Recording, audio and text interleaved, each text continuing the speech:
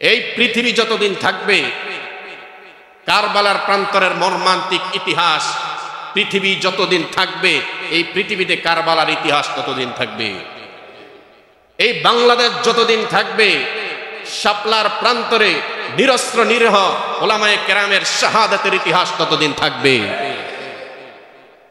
আজকে আশুরার রজনী, আরবিতে আগে আসে রাত, পরে আসে দিন। তো আগামীকালকে যে মুহররমের 10 তারিখ হবে, এটা আরম্ভ হয়ে গেছে আজকে মাগরিবের থেকে, চাঁদ আগে উঠে।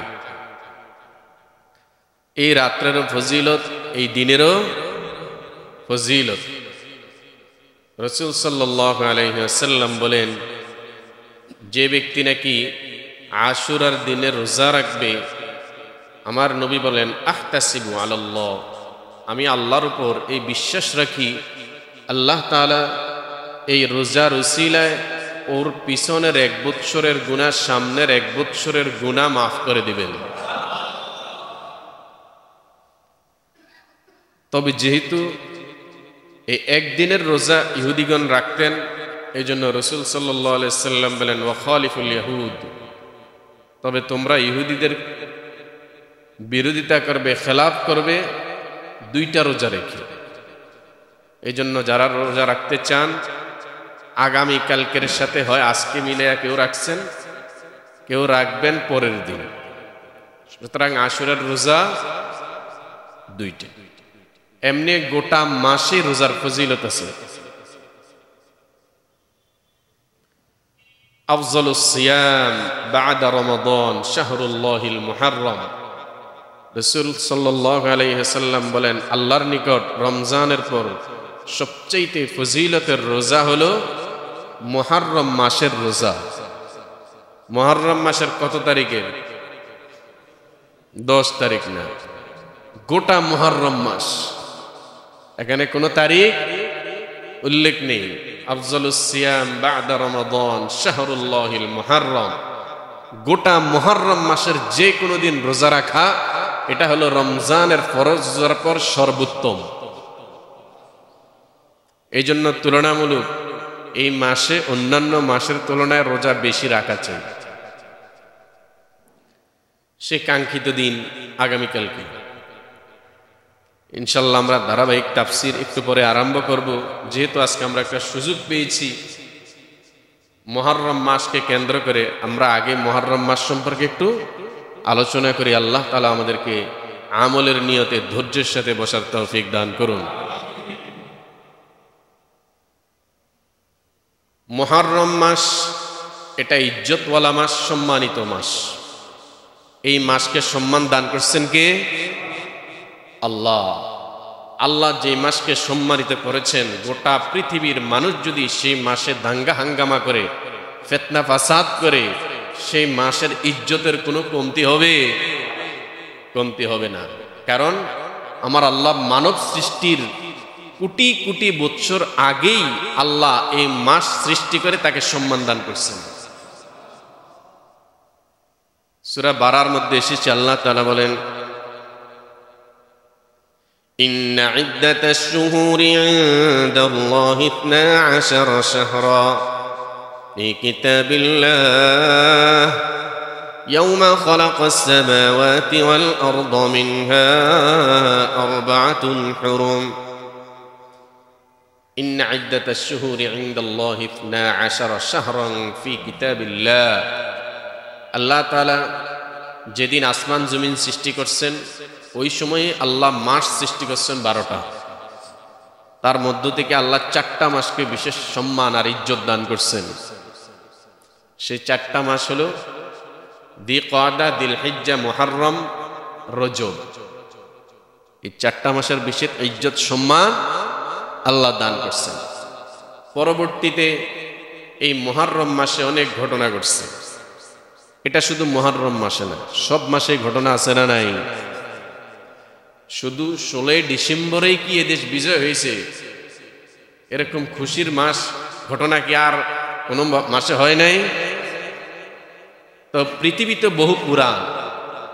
আর মানব সৃষ্টির ইতিহাস হলো 50,000 বৎসরের মতো। এই 50,000 বৎসরে পৃথিবীতে কি ইতিহাস হয় নাই?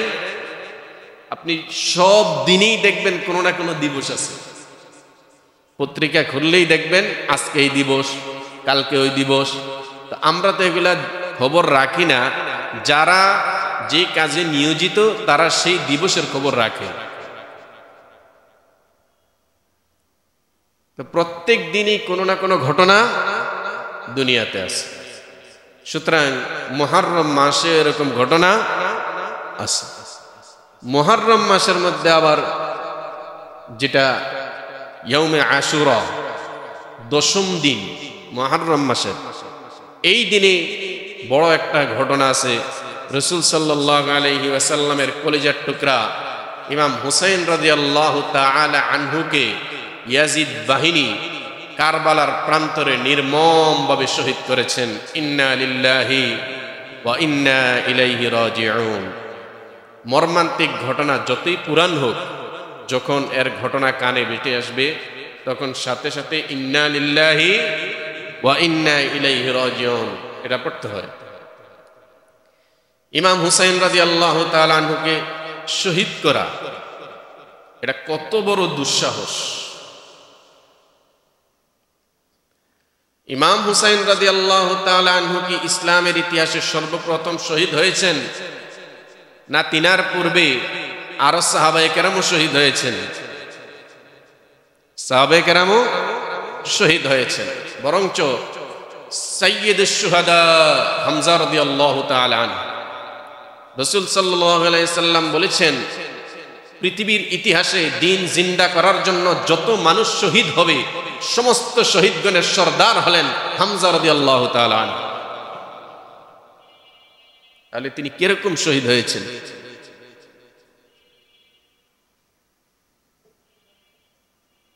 আমাদের আর অনেক সাহাবায়ে কেরাম শহীদ হয়েছেন।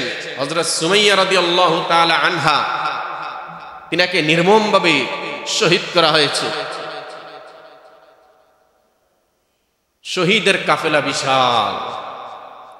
সেই শহীদগণের মধ্যে অন্যতম হলেন ইমাম হুসাইন রাদিয়াল্লাহু তাআলা আনহু। সুতরাং পৃথিবীর মধ্যে শুধু তিনি একাই শহীদ নন, হাজার হাজার মানুষ দিনের জন্য এই পর্যন্ত শাহাদাত বরণ করেছেন। বরঞ্চ ভাগ্যের ব্যাপার হলো এটা যে তিনাকে আল্লাহ শহীদদের মর্যাদা দান করছেন। সুতরাং এই দিনকে কেন্দ্র করে সুখ দিবস, নাচানাচি, দোল, তবলা, বাদ্য বাজানো এটা সুস্থ মস্তিষ্কের কোনো মানুষ করতে পারে না। দোয়া করা যায়, কোরআনুল কারীম খতম করে দোয়া করতে পারেন, দুরূদ শরীফের তেলাওয়াত করে দোয়া করতে পারেন। যে কথাটা বলতেছিলাম, দিনের জন্য শহীদ হওয়া, ইসলাম জিন্দা করার জন্য শহীদ হওয়া এটা নতুন কিছু নয়। কিন্তু পৃথিবীর ইতিহাসে এরকম কিছু ঘটনা আছে, পৃথিবী যতদিন থাকবে এই ঘটনাগুলো মানুষ ততদিন মুখে নিতেই থাকবে। অনেক সাহাবায়ে কেরামের শাহাদাতের ঘটনা আমরা জানি না, কিন্তু ইমাম হুসাইন রাদিয়াল্লাহু তাআলা আনহুর শাহাদাতের ঘটনা সকল মানুষ জানে। কারণ একটা মর্মান্তিক ঘটনা হয়েছে। নিরস্ত্র নিরীহ আল্লাহর নবীর কলিজার টুকরা, যিনি জান্নাতে যুবকগণের সর্দার, সাইয়্যিদা শাবাবি আহলিল জান্নাহ, আমার নবী বলেন আমার দুই দৌহিত্র কলিজার টুকরা ইমাম হাসান হুসাইন রাদিয়াল্লাহু তাআলা আনহুমা, তারা জান্নাতে যুবকদের সর্দার হবেন। ফাতেমা রাদিয়াল্লাহু তাআলা আনহা, তিনি জান্নাতে মহিলাগণের সর্দার হবেন। ফাতিমাতু সাইয়্যিদাতু নিসাই আহলিল জান্নাহ, জান্নাতবাসীগণের মহিলাগণের সর্দার হবেন। সেই ইমাম হুসাইন রাদিয়াল্লাহু তাআলা আনহুকে এখানে মারামারির একটা সিস্টেম থাকে, পদ্ধতি থাকে, যুদ্ধের একটা পদ্ধতি থাকে, দুই গ্রুপের হাতে অস্ত্র থাকে। কিন্তু কারবালার প্রান্তরে যেটা হয়েছে, এটা সম্পূর্ণ নিরস্ত্র এই মানুষগুলোর উপর সশস্ত্র বাহিনী হামলা করেছে। ছোট্ট ছোট্ট বাচ্চাদেরকে শহীদ করছে, মহিলাদেরকে শহীদ করছে। এরকম ঘটনা পৃথিবীর প্রান্তরে আরো আছে। দিন জিন্দা করার জন্য আল্লাহর বান্দারা নিরস্ত্র ছিলেন, কিন্তু তাদের উপর সশস্ত্র বাহিনী হামলা করে তাদেরকে শহীদ করছে। এরকম ঘটনা আমাদের বাংলাদেশে হয়েছে। শাপলা চত্বরে আল্লাহর রসুলের ইজ্জত রক্ষার্থে এই দেশের তাওহীদি জনগণ, ওলামায়ে কেরাম, হাফেজে কোরআন, আলেমে দ্বীন, তারা প্রতিবাদ করতে গিয়েছিলেন। তারা ছিলেন নিরস্ত্র। একজন নবী প্রেমিকও অস্ত্র নিয়ে সেখানে যায় নাই। তারা সম্পূর্ণ নিরস্ত্র ছিলেন। কিন্তু জালেম বাহিনী, সশস্ত্র বাহিনী রাতের অন্ধকারে লাইট নিভাইয়া এই নিরস্ত্র সহজ সরল ওলামায়ে কেরামকে নির্মমভাবে কিভাবে শহীদ করছে গোটা পৃথিবী দেখেছে। যেই টিভি চ্যানেলের মধ্যে এগুলা সরাসরি লাইভ দেখানো আরম্ভ করেছে, সাথে সাথে ওই টিভি চ্যানেলগুলোকে বন্ধ করে দেওয়া হয়েছে। এই পৃথিবী যতদিন থাকবে, কারবালার প্রান্তরের মর্মান্তিক ইতিহাস পৃথিবী যতদিন থাকবে, এই পৃথিবীতে কারবালার ইতিহাস ততদিন থাকবে। এই বাংলাদেশ যতদিন থাকবে, শাপলার প্রান্তরে নিরস্ত্র নিরীহ ওলামায়ে কেরামের শাহাদাতের ইতিহাস ততদিন থাকবে। নাম খুনির কাতারে চলে গেছে। এর উপরে গবেষণা চলতেছে, বই লেখা হচ্ছে। সারা জিন্দেগি ভর খুনির কাতারে ওর নাম চলে গেছে। এইটা হলো দুনিয়ার বেজ্জতি। এটা হলো দুনিয়ার বেজ্জতি। দেখেন না, মীর জাফরের নামও এখন আর কেউ রাখে না। মীর জাফর নামটা কি খারাপ? খারাপ না, সুন্দর নাম।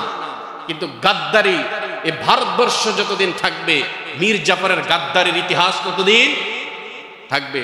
মানুষ এখন এই নামটাকে পর্যন্ত ঘৃণা করে। মানুষ মনে করে মীর জাফর মানি বেঈমানি। এই তো হলো তাদের দুনিয়াবি জিল্লতি। আর উখরবি জিল্লতি যেটা, পরকালের জিল্লতি যেটা, এটা কল্পনা করতে পারবেন না। আল্লাহ প্রত্যেকটা মানুষের মৌতের দৃশ্য সহ কিয়ামতের ময়দানে তাকে উঠাইবেন। আপনি যেভাবে মারা যাবেন হাসরের ময়দানে আপনি সেভাবে উঠবেন। আপনি যদি মসজিদের মধ্যে সিজদারত অবস্থায় ইন্তেকাল করেন, তাহলে এই সিজদার দৃশ্য নিয়ে আপনাকে হাসরের ময়দানে উঠানো হবে। আপনি যদি ফুটবল খেলা দেখতে গিয়ে স্টেডিয়ামের মধ্যে মারা যান, তাহলে খেলা দেখার দৃশ্য সহকারে আপনাকে হাসরের ময়দানে উঠানো হবে। আপনি যদি সিনেমা হলের মধ্যে গিয়ে সিনেমা দেখতে গিয়ে মারা যান, সিনেমা দেখা অবস্থায় সেই দৃশ্য নিয়ে আপনাকে হাসরের ময়দানে উঠতে হবে। আর আপনি যদি আল্লাহর দ্বীন, আল্লাহর কোরআনের আইন প্রতিষ্ঠিত করতে গিয়া, জিন্দা করতে গিয়া দ্বীনকে আপনি যদি সেখানে শহীদ হন, শাহাদাতের রক্ত সহকারে আপনাকে সেখানে উঠানো হবে। এই সহজ সরল এই মানুষগুলোকে যখন রক্ত সহকারে হাসরের ময়দানে উঠানো হবে, বিশাল একটা জামাত, এই লোকগুলোকে যখন হাসরের ময়দানে উঠানো হবে, আল্লাহ তো তাদেরকে প্রশ্ন করবেন, তোমাদের কি হয়েছে? এই লোকগুলো যখন মামলা দায়ের করবে এই জালেমের বিরুদ্ধে, ওকে বাঁচাবে কে? শহীদদের কোনো মৌত নেই। যারা আল্লাহর রাস্তায় শহীদ হন তাদের কোনো মৌত নেই। তাদেরকে একটি সবুজ পাখির আকৃতি করে জান্নাতের মধ্যে তাদেরকে রাখা হয়। তারা জান্নাতের যেখানে মনে চায় বিচরণ করতে থাকেন।